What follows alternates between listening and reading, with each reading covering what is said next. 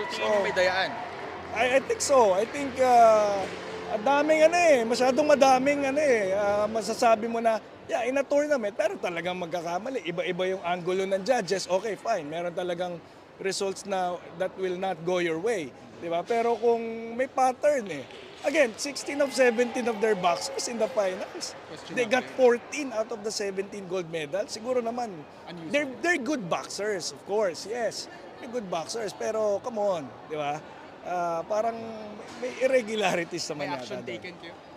Where we're gonna write to World Boxing, we're always speaking to the technical delegate. Ayaw na nga akong kausapin We're always speaking to them. We're speaking to the Thai officials. They're always just, who are also Asian boxing officials, they're just promising us na, okay, it's gonna be fair. We're not doing anything here.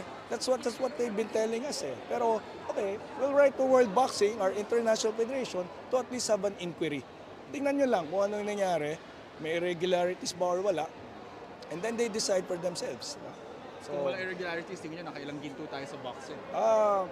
I think nakalima yata tayo Nakalima yata tayo. Yung kay Nesty pa lang, yung kay Hergy, and yung iba hindi natin alam. Si Ogaire, I think he should have won the bout against the Thai. Yung kay Ira kanina, you can argue na we won the first and the third round. So, dami It could have been minimum 5 for us, di ba?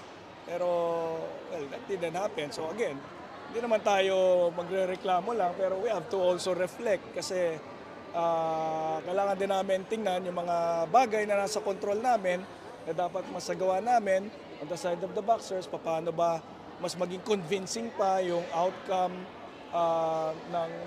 ng laban on the side of the coaches.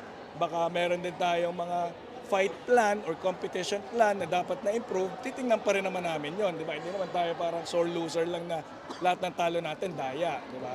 Si Flint kanina, I thought Flint really lost that bout against Thailand. So alam naman natin pagtalo tayo pero yung iba naman, masyado namang unfair. Thank you so much. Unfair. Thank you.